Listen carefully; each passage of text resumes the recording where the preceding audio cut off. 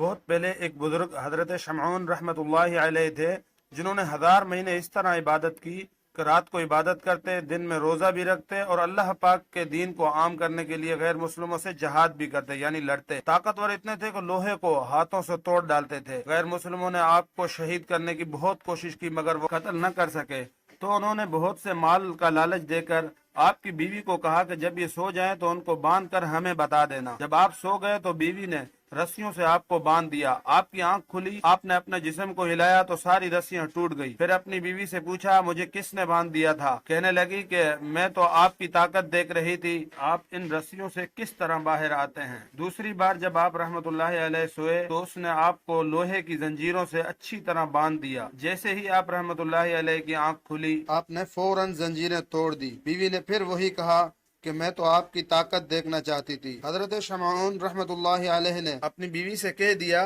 کہ مجھ پر اللہ پاک کا بڑا کرم ہے، مجھے دنیا کی کوئی چیز باندھ نہیں سکتی مگر میرے سر کے بال۔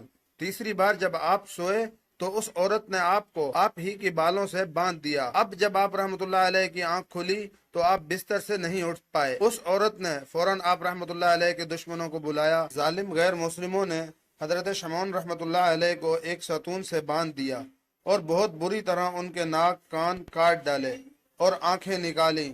اس پر اللہ پاک کے حکم سے زمین نے ان غیر مسلموں کو اپنے اندر لے لیا اور اس بیوی پر بجلی گری تو وہ بھی جل گئی۔ صحابہ کرام نے جب یہ حکایت سنی، یعنی یہ سچا واقعہ سنا، تو انہوں نے پیارے آقا صلی اللہ علیہ وسلم سے کہا یا رسول اللہ صلی اللہ علیہ وسلم، ہماری عمر تو بہت کم ہے، اس میں بھی کچھ وقت سونے میں گزر جاتا ہے تو کچھ کمانے کھانے اور دیگر کاموں میں نکل جاتا ہے، تو ہم اتنی عبادت نہیں کر سکتے اور یوں بنی اسرائیل ہم سے زیادہ عبادت کرنے والے ہو جائیں گے۔ امت سے محبت کرنے والے آقا صلی اللہ علیہ وسلم یہ سن کر غم میں آ گئے۔ اسی وقت حضرت جبرائیل علیہ السلام قرآن پاک کی سورۃ القدر لے کر آئے، جس میں یہ بھی ہے کہ آپ کی امت کو ہم نے ہر سال میں ایک ایسی رات دی کہ اگر وہ اس رات میں اللہ پاک کی عبادت کریں گے تو ان کی وہ عبادت حضرت شمعون کے 1000 ماہ کی عبادت سے بھی زیادہ ہو جائے گی، اور وہ رات شب قدر ہے۔